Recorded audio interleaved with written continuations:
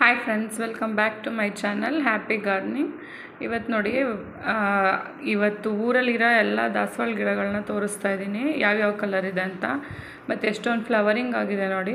ಪಾಟಲ್ಲಿ ಹಾಕೋದಕ್ಕೂ ಮಣ್ಣಲ್ಲಿ ಹಾಕೋದಕ್ಕೂ ಇದೆ ವ್ಯತ್ಯಾಸ ನೋಡಿ. ನೆಲಕ್ಕೆ ಹಾಕಿದ್ರೆ ತುಂಬ ಚೆನ್ನಾಗಿ ಫ್ಲವರಿಂಗ್ ಆಗುತ್ತೆ, ಗಿಡದ ತುಂಬ ಫ್ಲವರಿಂಗ್ ಬರುತ್ತೆ. ಎಷ್ಟು ಹೂವು ಬಿಟ್ಟಿದೆ ನೀವೇ ನೋಡ್ಬೋದು.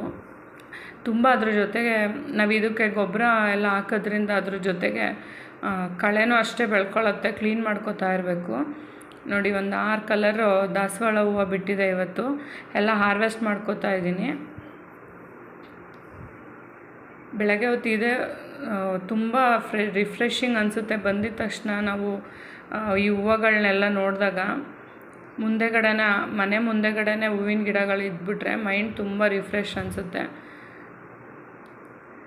ಇದು ಒಂದು ಕಲರು ರೆಡ್ಡಲ್ಲೇನೇ ಫುಲ್ಲು ಜಾಸ್ತಿ ಪೆಟಲ್ಸ್ ಇರೋದಿದೆ. ಇದು ಸಿಂಗಲ್ ಪೆಟಲ್ಸೇ ಜಾಸ್ತಿ ಇರೋದು. ಇದು ನೋಡಿ, ಕೇಸರಿ ಕಲರ್ದು. ಇದು ಫುಲ್ಲು ನೋಡ್ಬೋದು ನೀವು, ಫುಲ್ಲು ಕಡ್ಡಿ ಕಡ್ಡಿ ಆಗಿಬಿಟ್ಟಿದೆ, ಎಲೆ ಎಲ್ಲ ಉದುರೋಗಿದೆ. ಇನ್ನು ಈಗ ಮಳೆ ಸ್ಟಾರ್ಟ್ ಆದಮೇಲೆ ಸ್ವಲ್ಪ ಬೇರೆ ಚಿಗುರೆಲ್ಲ ಬರುತ್ತೆ. ಜಾಸ್ತಿ ಕಡ್ಡಿನೇ ಇದೆ. ನಾನು ಒಬ್ಬಳೇ ಹಿಡ್ಕೊಂಡು ಹೂವು ಕಿತ್ಕೋತಾ ಇರೋದ್ರಿಂದ ಮೊಬೈಲ್ ಹಿಡ್ಕೊಂಡು ಸ್ವಲ್ಪ ಮೊಬೈಲ್ ಶೇಕ್ ಆಗ್ತಿದೆ. ಸೈಜ್ ನೋಡ್ಬೋದು, ತುಂಬ ಚಿಕ್ಕದಾಗ್ಬಿಟ್ಟಿದೆ ಸೈಜು ಫ್ಲವರಿಂಗು. ಇನ್ಮೇಲೆ ಮಳೆ ಬಂದಮೇಲೆ ತುಂಬ ಚೆನ್ನಾಗಿ ಸ್ಟಾರ್ಟ್ ಆಗುತ್ತೆ, ತುಂಬ ದಪ್ಪನೇ ಬಿಡ್ತವೆ ಅವು. ಮತ್ತು ನೋಡಿ, ರೋಸು ಅಷ್ಟೇ, ಇದು ಡಬಲ್ ಕಲರು, ಡಾರ್ಕ್ ಪಿಂಕು ಮತ್ತು ಲೈಟ್ ಪಿಂಕ್ ಎರಡೂ ಇದೆ. ನೋಡಿ ಎಷ್ಟು ಚೆನ್ನಾಗಿದೆ ಹೂವು. ನಾನು ಫುಲ್ಲು ಹಳ್ಳದ ಮೇಲೇ ಬಿಡಿಸ್ಕೋತೀನಿ ಹೂವನ್ನ. ನೋಡಿ, ಈ ರೀತಿ ಫುಲ್ಲು ಹಳ್ಳದ ಮೇಲೆ ಬಿಡಿಸ್ಕೊಂಡ್ರೆ ತುಂಬ ಚೆನ್ನಾಗಿರುತ್ತೆ.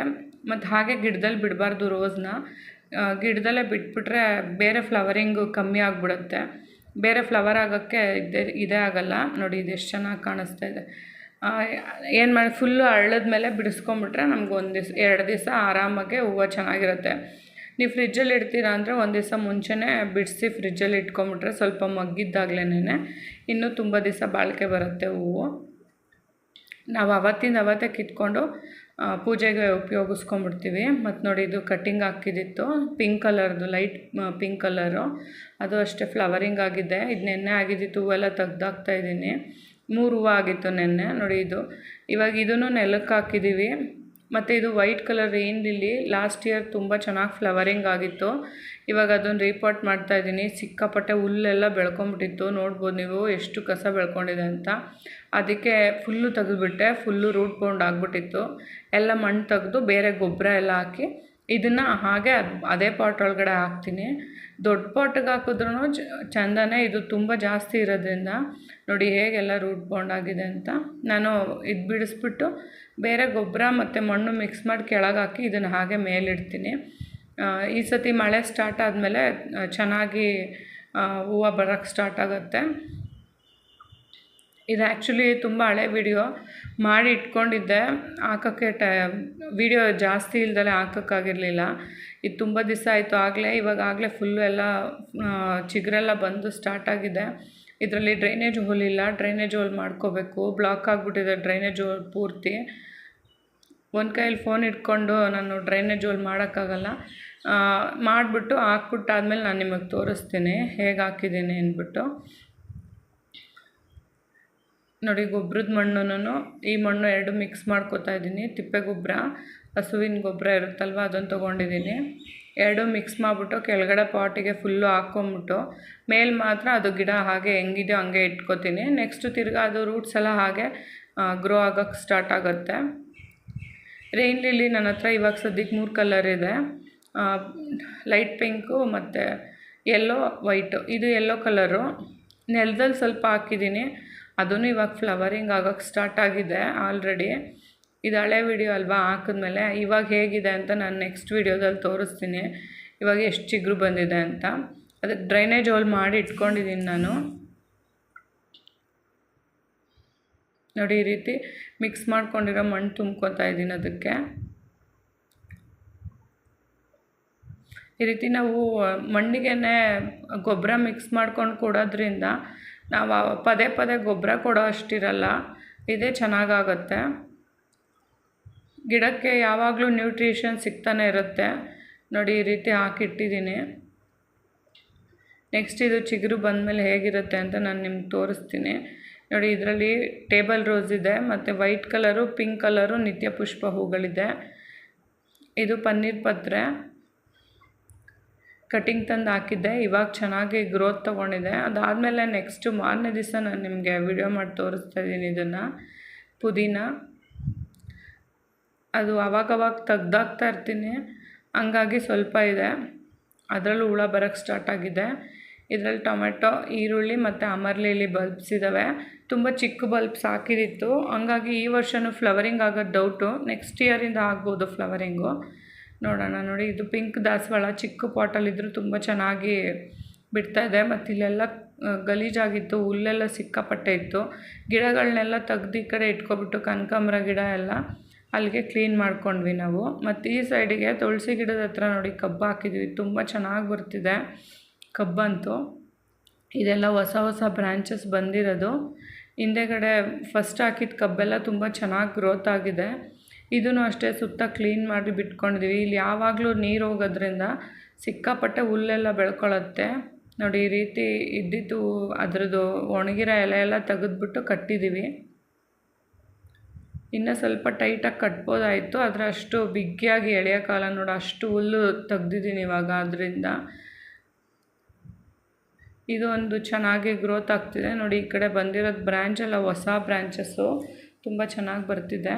ಮತ್ತು ಗಲಾಟೆ ಹೂವದು 2 ಗಿಡ ಹಾಕಿದ್ದೀವಿ ಇವಾಗ, ಅದೂ ಅಷ್ಟೇ ತುಂಬ ಚೆನ್ನಾಗಿ ಬರ್ತಿದೆ. ನೋಡಿ ಎಷ್ಟು ಬೆಳೆದ್ಕೊಂಡಿದೆ. ನೆಲದಲ್ಲಿ ಹಾಕ್ಬಿಟ್ರೆ, ಪಾಟಲ್ಲಾದರೆ ಒಂದು 2 ಕಡ್ಡಿ ಬಂದು ಹಂಗೆ ಸ್ಟಾಪ್ ಆಗಿಬಿಡುತ್ತೆ. ನೆಲದಲ್ಲಿ ನಮ್ಗೆ ಅವ್ರಿಗೆ ನೆಲ ಎಷ್ಟು ಸಿಗ್ತಾ ಇರುತ್ತೆ ಅದಕ್ಕೆ ಅಷ್ಟೂ ಚೆನ್ನಾಗಿ ಗ್ರೋತು ಬೆಳ್ಕೊಂಡು ಹೋಗ್ತಾನೆ ಇರುತ್ತೆ. ಸುತ್ತ ಎಲ್ಲ ಫುಲ್ಲು ಕ್ಲೀನ್ ಹುಲ್ಲೆಲ್ಲ ತೆಗೆದ್ಬಿಟ್ಟು ಗೊಬ್ಬರ ಹಾಕಿದ್ದೀವಿ. ಸಿಕ್ಕಾಪಟ್ಟೆ ಹುಲ್ಲು ಬೆಳ್ಕೊಂಡಿತ್ತು ಇಲ್ಲೂ. ಈ ರೀತಿ ಒಣಗಿರೋ ಎಲೆ ಎಲ್ಲ ತೆಗಿಯೋದ್ರಿಂದ ಇದು ಫುಲ್ಲು ಓಪನ್ ಸ್ಪೇಸ್ ಆಗಿರೋದ್ರಿಂದ ಹುಳ ಅಪ್ಪಟೆ ಏನೂ ಬಂದು ಸೇರ್ಕೊಳ್ಳಲ್ಲ. ಇಲ್ಲೆಲ್ಲ ಹಾವೆಲ್ಲ ಜಾಸ್ತಿ, ಹಂಗಾಗಿ ಅದೆಲ್ಲ ಹತ್ಕೊಂಡ್ಬಿಡುತ್ತೆ. ಇದು ನೋಡಿ ಯೆಲ್ಲೋ ಕಲರ್ ರೈನ್ ಲಿಲ್ಲಿ ಎಲ್ಲ ಬೀಜ ಆಗ್ತಾಯಿದೆ ಫ್ಲವರಿಂಗ್ ಆಗಿ. ನೋಡಿ ಈ ರೀತಿ ಬೀಜ ಆಗಿದೆ. ಫ್ಲವರ್ ಒಣಗಿದ್ಮೇಲೆ ಇದನ್ನು ಈ ರೀತಿ ತಕ್ಕೊಂಬಿಟ್ಟು ಬೀಜಗಳನ್ನೆಲ್ಲ ನಾನು ಅದೇ ಪಾಟ್ ಒಳಗಡೆ ಹಾಕ್ಕೋತೀನಿ. ಇಲ್ಲ ಹೊಸ ಪಾಟ್ ಯಾವ್ದಾರ ಇದ್ದರೆ ಆ ಪಾಟ್ ಒಳಗಡೆಗೆ ಹಾಕ್ಕೊಂಡ್ರೆ ನಮಗೆ ಇದು ಪಿಂಕು ಮತ್ತು ವೈಟಲ್ಲಿ ಅಷ್ಟಾಗಿ ಸೀಡ್ಸ್ ಆಗೋಲ್ಲ. ಯೆಲ್ಲೋ ಕಲರಲ್ಲಿ ಮಾತ್ರ ಪ್ರತಿ ಹೂಕ್ಕೂ ಸೀಡ್ಸ್ ಆಗೇ ಆಗುತ್ತೆ. ನೋಡಿ ಒಂದು ಹೂವಿಂದ ಇಷ್ಟು ಸೀಡ್ಸ್ ಸಿಗುತ್ತೆ. ಅದು ತುಂಬ ಚೆನ್ನಾಗಿ ಹಾಕ್ಕೊಂಡ್ರೆ ನಮಗೆ 1 ಇಯರ್ಗೆಲ್ಲ ನಮಗೆ ಫ್ಲವರಿಂಗ್ ಸ್ಟಾರ್ಟ್ ಆಗಿಬಿಡುತ್ತೆ. 1 ವರ್ಷ ಅಂತೂ ಬೇಕು. ಇವಾಗ ಹಾಕಿದ್ದು ಬೀಜಗಳೆಲ್ಲ ನೆಕ್ಸ್ಟ್ ವರ್ಷಕ್ಕೆ ರೈನ್ ಲಿಲ್ಲಿ ಎಲ್ಲ ಫ್ಲವರಿಂಗ್ ಬರುತ್ತೆ. ಮತ್ತು ನೋಡಿ ಇದು ಎಕ್ಸೋರಾ. ಇಷ್ಟೆಲ್ಲ ವೀಡಿಯೋ ಮಾಡೋ ಅಷ್ಟೊತ್ತಿಗೆ ತುಂಬ ಬಿಸಿಲಾಗ್ಬಿಟ್ಟಿತ್ತು, ಬಿಸಿಲಲ್ಲೇ ವೀಡಿಯೋ ಮಾಡ್ತಿದ್ದೀನಿ. ನೋಡಿ ಎಷ್ಟು ದಪ್ಪ ಬಿಟ್ಟಿದೆ. ಸ್ವಲ್ಪ ಜಾಸ್ತಿ ಬಿಸಿಲಿರೋದ್ರಿಂದ ಸರಿಯಾಗಿ ವೀಡಿಯೋನೇ ಕಾಣಿಸ್ತಾ ಇರಲಿಲ್ಲ. ಹುಲ್ಲೆಲ್ಲ ಸ್ವಲ್ಪ ಕಿತ್ತಿದ್ದೀವಿ, ಇನ್ನೂ ಸ್ವಲ್ಪ ಐತೆ ಹುಲ್ಲು. ನೋಡಿ ಇದು pink colour rain lily, seeds ಆಗಿರೋದೆಲ್ಲ ಯೆಲ್ಲೋ ಕಲರ್ ರೈನ್ ಲಿಲ್ಲಿ. ಇದು ನೋಡಿ ಯೆಲ್ಲೋ ಕಲರು. ಇನ್ನು ತುಂಬ ಮೊಗ್ಸೆಲ್ಲ ಬರ್ತಾಯಿದೆ. ಇದು ನೋಡಿ ಪತ್ರೆ ಗಿಡ ಇವಾಗ ಹೇಗಾಗಿದೆ ಅಂತ ನಾನು ಹೇಳಿದ್ನಲ್ಲ, ಅದು ಹಳೆಯ ವಿಡಿಯೋ ಅಂತ. ಇವಾಗ ನೋಡಿ ಕನಕಾಂಬರ ಗಿಡ ಎಲ್ಲ ಈ ಕಡೆ ಕಬ್ಬತ್ರ ತಂದಿಟ್ಟಿದ್ದೀನಿ. ಎಷ್ಟೊಂದು ಕನಕಾಂಬರ ಹೂವು ಬಿಟ್ಟಿದೆ. ಅಮರ್ ಲಿಲ್ಲಿದು. ಮತ್ತು ಟೊಮೊಟೊ ಗಿಡ ನೋಡಿದ್ರಲ್ಲ ತುಂಬ ಚಿಕ್ಕದಿತ್ತು, ಇವಾಗ ನೋಡಿ ಎಷ್ಟು ದೊಡ್ಡದು ಟೊಮೆಟೊ ಗಿಡ ಎಷ್ಟು ದೊಡ್ಡದಾಗಿದೆ. ತುಳಸಿನೂ ಅಷ್ಟೇ ತುಂಬ ಚೆನ್ನಾಗಿ ಬರ್ತಿದೆ. ಇದು ನೋಡಿ ಫಸ್ಟ್ ತೋರಿಸಿದಾಗ ಸ್ವಲ್ಪ ಬಿಟ್ಟಿತ್ತು, ಈಗ ಮಳೆ ಎಲ್ಲ ಸ್ಟಾರ್ಟ್ ಆದಮೇಲೆ ನೋಡಿ ಹೇಗೆ ಕಾಣಿಸ್ತಿದೆ ಗಾರ್ಡನ್ನು. ಇದಂತೂ ವೈಟ್ ಹೂವು ಅಂತೂ ಫುಲ್ಲು ಗಿಡ ಪೂರ್ತಿ ತುಂಬೋಗ್ಬಿಟ್ಟಿರುತ್ತೆ.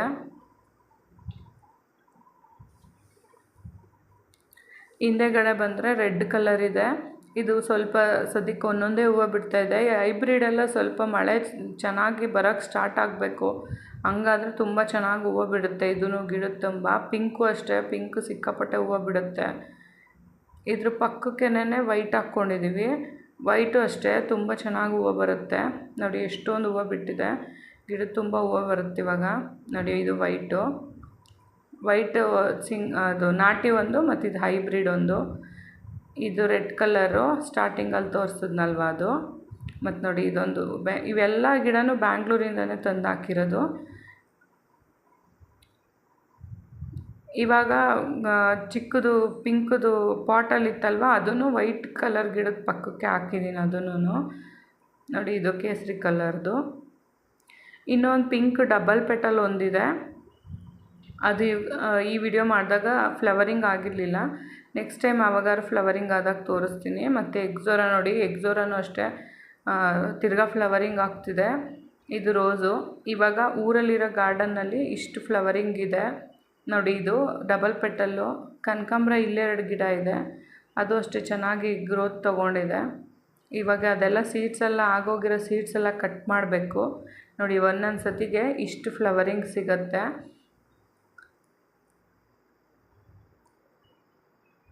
ಪುಟ್ಟಿ ತುಂಬ ಹೂವು ಸಿಗುತ್ತೆ ಡೈಲಿ ಪೂಜೆಗೆ. ಇನ್ನು ವೈಟದ್ದು ಬಿಡಿಸ್ಕೊಂಡೇ ಇಲ್ಲ, ಅದಿನ್ನು ಗಿಡದಲ್ಲೇ ಇದೆ.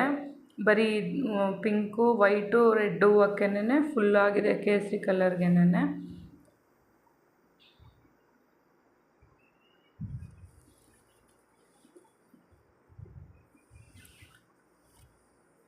ಇದು ಒಂದು ಇದೆಲ್ಲ ಕಟ್ಟಿಂಗಿಂದನೇ ಬರುತ್ತೆ ದಾಸವಾಳ ಎಲ್ಲ ಹಂಗಾಗಿ. ಮತ್ತು ಒಳಗಡೆ ಇಂಡೋರಲ್ಲಿ ಇಟ್ಟಿರೋ ಪ್ಲ್ಯಾಂಟ್ಸು ಬಂದುಬಿಟ್ಟು ಇವಿಟ್ಟಿದ್ದೀನಿ.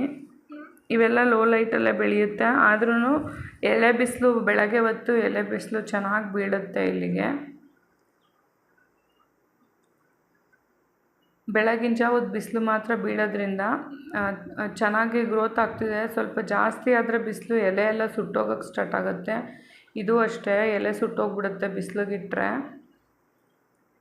ನೋಡಿ ಎಷ್ಟು ಚೆನ್ನಾಗಿ ಗ್ರೋತ್ ತೊಗೊಂಡಿದೆ, ಎಷ್ಟುದ್ದ ಬೆಳೆದಿದೆ. ಇದು ಒಂದೊಂದೇ ಕಡ್ಡಿ ನಾನು ಹಾಕಿದ್ದು, ಅದು ಒಂದೊಂದೇ ಕಡ್ಡಿ ಇವಾಗ ಇಷ್ಟಿಷ್ಟು ದೊಡ್ಡ ದೊಡ್ಡ ಗಿಡಗಳಾಗಿದೆ. ಇವೆಲ್ಲ ಕಟ್ಟಿಂಗಿಂದನೇ ಹಾಕಿರೋದು ನಾನು. ಒಂದು ಕರ್ಬೇವಿನ ಸಸಿನೂ ತಂದಿಟ್ಟಿದ್ದೀನಿ, ಅದನ್ನು ಒಂದು ದೊಡ್ಡ ಪಾಟಿಗೆ ರೀಪಾಟ್ ಮಾಡಬೇಕು. ದಾಸವಾಳ ಕೇಸರಿ ಕಲರ್ದು ಇನ್ನೊಂದು ಪ್ರೊಪಗೇಷನ್ ಮಾಡೋಣ ಅಂತ ಕಟ್ಟಿಂಗ್ ಇಡ್ತಾಯಿದ್ದೀನಿ, ಅದು ಬರ್ತಾಯಿಲ್ಲ. ಟ್ರೈ ಮಾಡ್ತಾಯಿರ್ತೀನಿ. ಮತ್ತು ನೋಡಿ ಗಲಾಟೆ ಹೂವೂ ಅಷ್ಟೇ ಎಷ್ಟು ಚೆನ್ನಾಗಿದ್ದಾವೆ ಅಂತ. ಇದೆಲ್ಲ ಪೂಜೆಗೂ, ಬಾಗಿಲಿಗೆ ಹಾಕೋಕ್ಕೆ, ಪೂಜೆಗೆ, ಮತ್ತು ನೀರು ಬೌಲ್ದಿಟ್ಟಿರ್ತೀವಲ್ಲ ಅದಕ್ಕೆ ಹಾಕೋಕ್ಕೆ ಎಲ್ಲ ಯೂಸ್ ಮಾಡ್ಕೊತೀವಿ. ಇವಾಗ ಒಂದು ಸೀಬೆಕಾಯಿ ಗಿಡ ಹೊಸ ತಂದು ಹಾಕಿದ್ದೀವಿ ಅಷ್ಟೇ ಫ್ರೆಂಡ್ಸ್ ಇವತ್ತಿನ ವಿಡಿಯೋ. ಯಾರಿಗೆಲ್ಲ ವಿಡಿಯೋ ಇಷ್ಟ ಆಯಿತು